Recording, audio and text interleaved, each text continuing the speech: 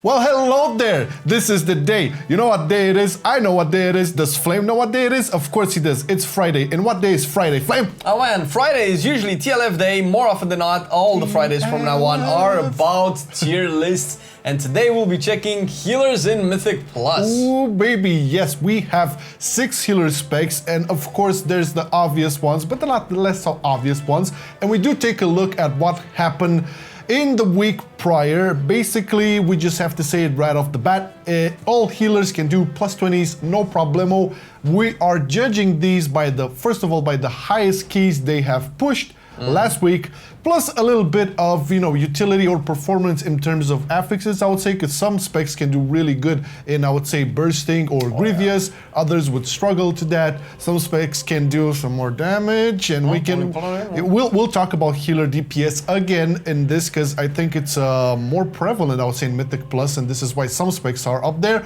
But that being said, we can all agree that all of these healers have a strong identity. But what about creative identity, huh?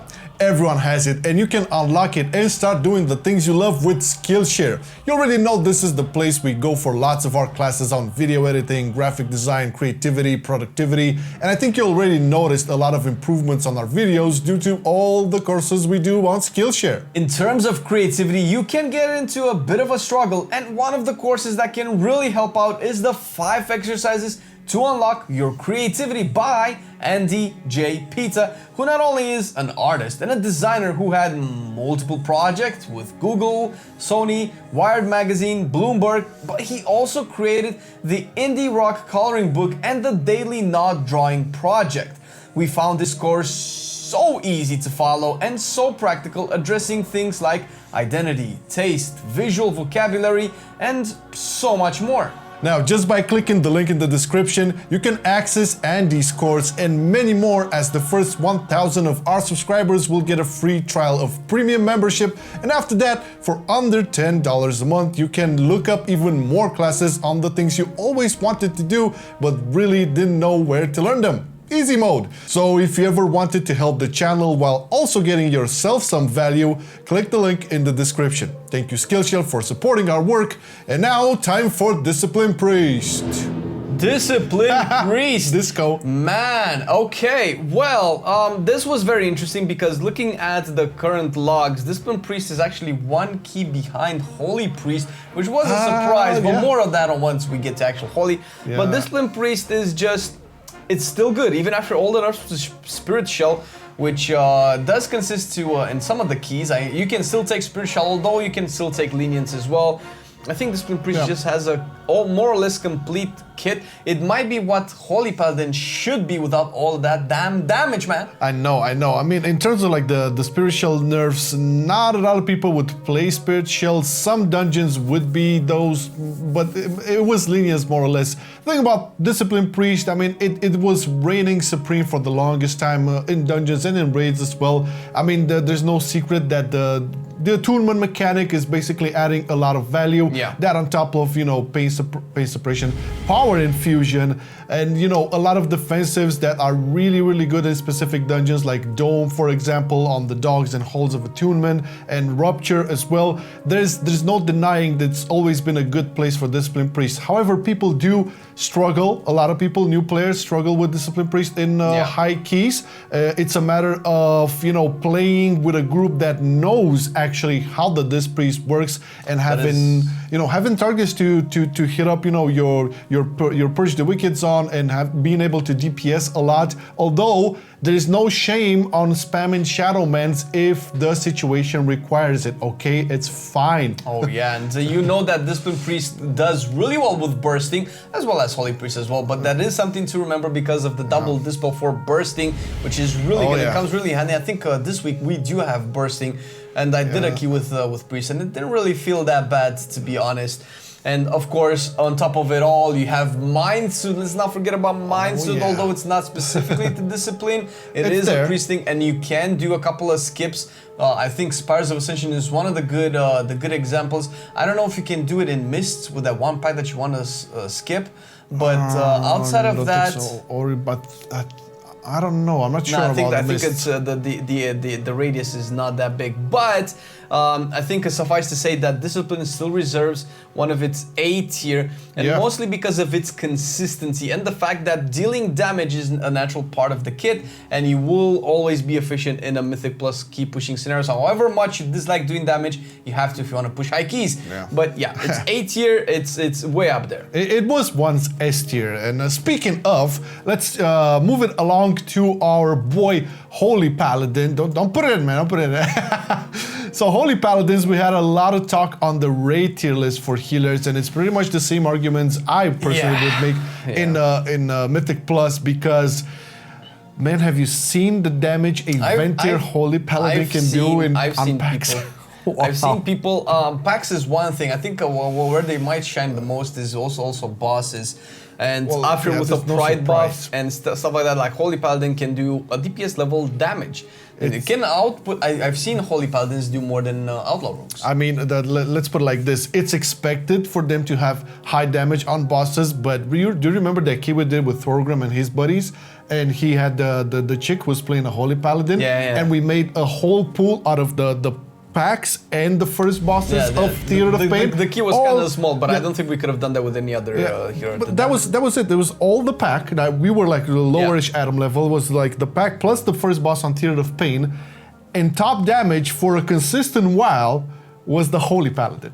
With Ashen Hollow and everything. So I'm just gonna reiterate this again. It's a fun option to be able to also DPS as a healer.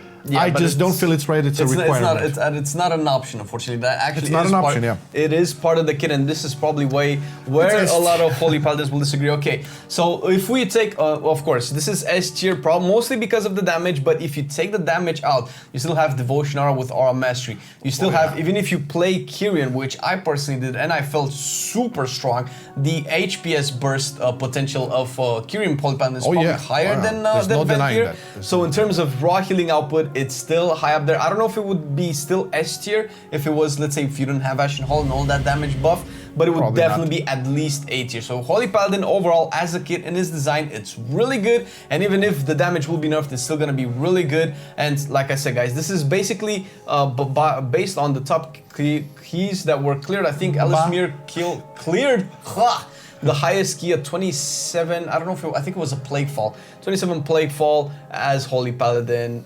Yeah, and I think this priest cleared the 20. I think a 25 the highest. Oh, okay. Well, we'll get to the next specs and see how they did. But overall, it's a well-deserved place, I would say, for Holy Paladins, judging by everything, healing throughput plus the big-ass damage.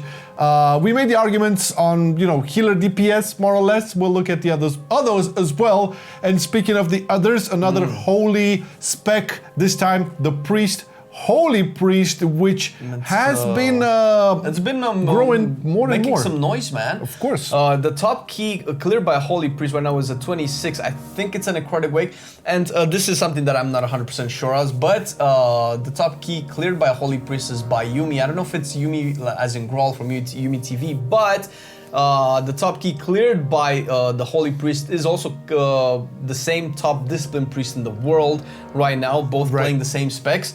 So this is just like a little side note, but it's no. The thing is, Holy Priest overall cleared lower level keys on average than a Discipline Priest, but the fact that it cleared one extra, I think it deserves kind of a spot next to Discipline Priest. In terms of its kit, I think it's just raw throughput right now. Raw throughput, and it does perform really good on Grievous because it's instant burst healing. And when compared to other specs we're going to look on the list, that's really important. Affixes can make or break the position of these healers, right? So we have to take into account, where a spec could perform really good on bursting or Grievous, or I don't know. That's the thing. Maybe Holy Priest is actually a tad in front.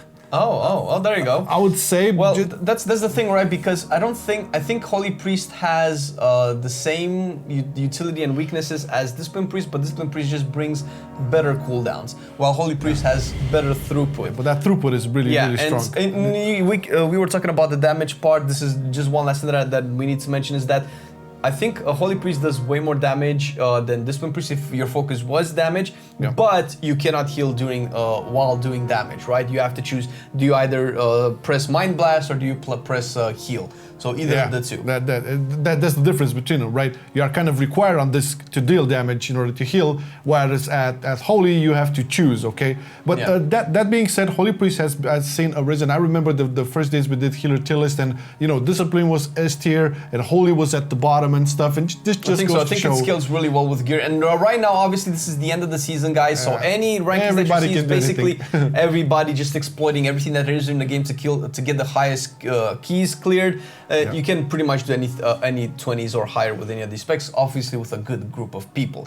And, with that out of the way, let's move on to the maybe not S tier. All right, so we recently released the guide on Mistweaver, and after getting my hands on, because we kind of had played all of the healers a little bit through the process of gearing them, Mistweaver unfortunately has the lowest amount of damage that I could see, and this is from the perspective that you're always there doing damage, since fist weaving is the most efficient healing spell. It's basically the holy paladin of monks. It's just that the throughput obviously is not there. Way lower on throughput. The healing though, the healing is. I mean, I feel bad for the Mistweaver not having all of the, I would say, quote-unquote necessary tools to perform the highest keys. I recently started leveling mine and playing as a Mistweaver into dungeons and shit, and man, it's so fun. It's so fun, and the fist weaving gameplay, it feels more natural for me playing a Mistweaver and dealing DPS and healing at the same time than it always felt for like Holy Paladin, for example. I know a lot of Holy Paladins love the playstyle and stuff, you know, being over there and all of that, but it just feels much more smoother and more natural for Mistweaver to do that, especially with the fist weaving build. That being said, it's no surprise that, you know, we've looked through all of the progression of the healers starting from the new season in Shadowlands.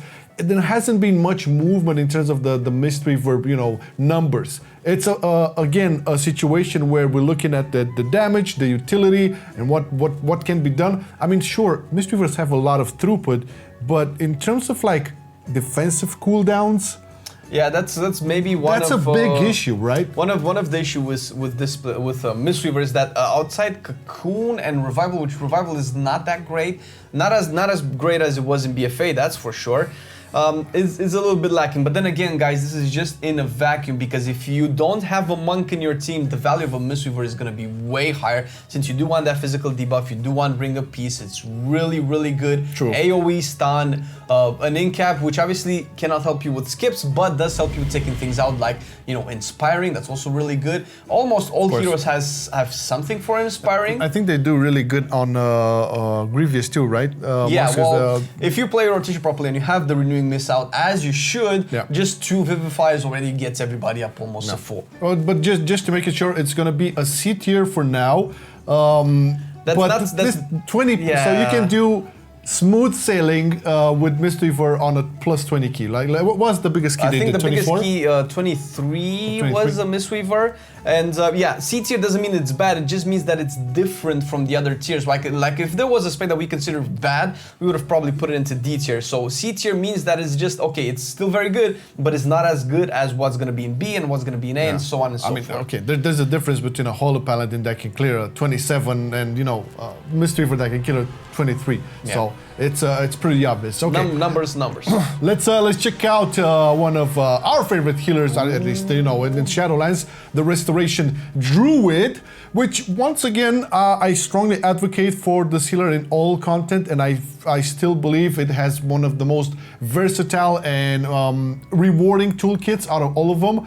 It's just something really cool about, you know, prepping your stuff, dotting everybody up, and then just, you know, doing your thing. You want to do some cat weaving? Do cat weaving. Fuck the owl. Again, the Druid is another good example of, okay, if you want to do damage as a healer, Druid does it right. And Druid's kit just works with the 5-man content, because most of the strongest heals that a Druid has works on a smaller group of people. I'm talking about wild growth here. And of course, with the mastery, the way you optimize the mastery the most is if you have the least amount of targets that you can cast it on, because you do want as many hots as possible, and you don't really have time to put it on like 20 targets as efficiently as you do on 5. So all the healing is a lot more efficient. And obviously you have Owl Weaving, which is not my personal favorite, but Owl Weaving is still a thing. You can go back into Cat and do some damage, and you have all of the Druid versatility, Entangling Roots for inspiring. You can shift into Bear if something's gonna jump on you and do some damage. Yeah. It's all really good. And plus Curse Dispel, man. Curse Dispel. Curses, because we have a lot of fucking curses in this expansion.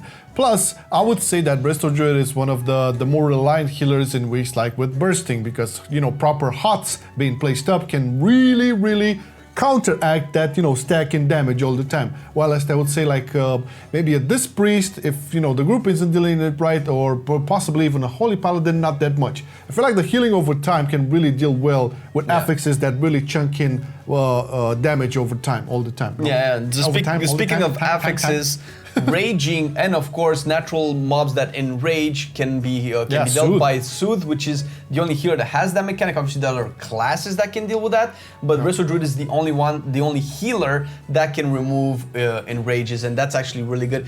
Normally it would be around the A tier. I really wanted to put him up with the A tier, but I think the type of keys that the Resto Druid clears are just a little bit below the what was it, 24? 24 I think is the highest Resto Druid key cleared so far. We might have 25s later this week, but I don't think this is a really good push week. It is a little bit, it's not too bad, but we'll see. It's tyrannical at the end. Yeah, so. well, we'll see. But definitely a strong spot regardless, and a really fun healer to play. You know, different vibe than your classical healer through like Holy Priest, or, you know, more fighty, in-your-face healer like Mistweaver Monk. Like I like playing. I won't put Holy Paladin here. All right. That being said, let's look at the very last of our list, and that is the Restoration Shaman. Oh boy, this was one of the healers that was turning the most amount of heads at the beginning. I mean, people, I don't know, if I recall correctly, in the first couple of weeks after the launch and a little bit prior to that, people were really hyping up Resto Shamans a little bit more than Holy Paladins, probably because they didn't really math out all the damage that Holy Paladins can do. Restoration Shaman, okay, so Shaman has had a history of having one of the best toolkits as a healer for pretty much all of the dangerous mechanics. Obviously, it has the Curse Dispel, it has the Offensive Purge, it has a Kick, which is the only healer that does have an interrupt, and also on the shortest cooldown among all of it, and in all of this range meta where everybody just has a long kick, having a shorter kick and as an additional one really does help. And the only thing that used to hold back Resto Shaman in the past was that the throughput was just not really there, but now it wasn't bad, but now it is.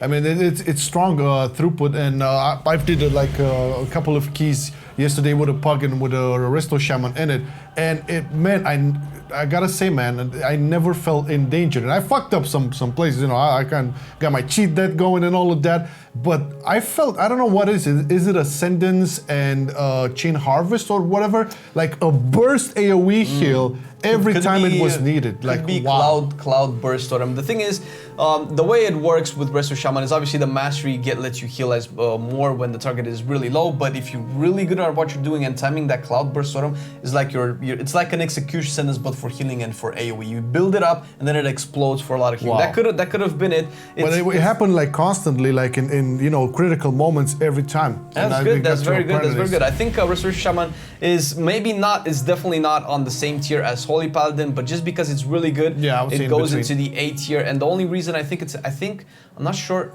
it cleared at 26. I'm almost 100% sure that it cleared at 26. It's probably a little bit better than, definitely better than Holy Priest, but it's different than Holy Paladin. I think this kind of gives you an idea as to the strength of each healer on keys higher than 20s. Mind you guys, everything can clear anything in this game right now, and every healer has its pros and cons. Yeah, that's the thing. And you gotta remember, Resto Shaman has Bloodlust too. That's really important. I mean, I totally forgot about that part with all these mages and hunters running around.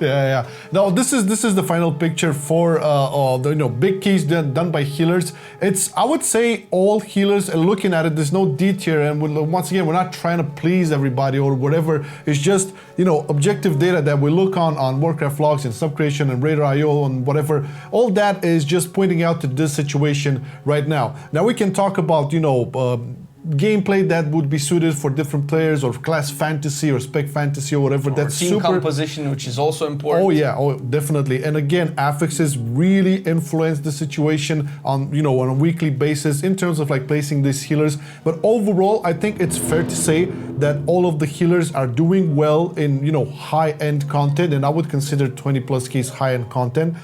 And if you ever wanted to try out a healer and look, you know, you look at a tier list on, you know, for deciding on what healer, basically any of this can work. It's just a matter of, you know, playstyle, what you want to, you know, accomplish, you know, what's your favorite? You want to be more mobile, you want to be more classical, you want to do damage. So good job on the healer department, I would say, for Mythic Plus on this season so far. It's very close, and I like it. Every healer has its little niche and plays differently, and I feel like even with the Mistweaver, you can I was like wrecking meters, man. It was really cool. So yeah, guys, just take this with a grain of salt, and obviously if you disagree, you can let us know down in the comment section below what you think should be S tier or D tier. Hey, you know what's S tier? Our Patreons, baby, because you know we always have to like give it up, and big shout out to all of you guys out there who are supporting us on a monthly basis. You know, we as always, making the class guides, 2 guides per week, you know, the TLF shows on Fridays, plus the MoCast podcast,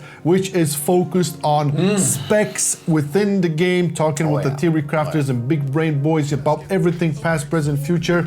All of that you're supporting, thank you so much. Thank you very much. If you want to, you know, you never joined the Patreon team, check the link in the description. Yeah, there's nothing you're missing, and you might get some goodies along the way. Cool wallpapers, you know, with your character on. It's really good. And with that being said, we wish you a very great weekend ahead. Relax or have fun or whatever it is that you do. Push some keys. Yeah. Play Mistweaver. I've been loving it then, I still love it now. Still, I play WoW. Still, I play WoW. Getting better every day, let me show you how. Cause still, I play WoW. Still, I play WoW. It's getting harder to stay, but at the end of the day, it's a guilty pleasure, so just log in and play. Whether it's classical retail, I'ma do a /bow. Still, I play WoW.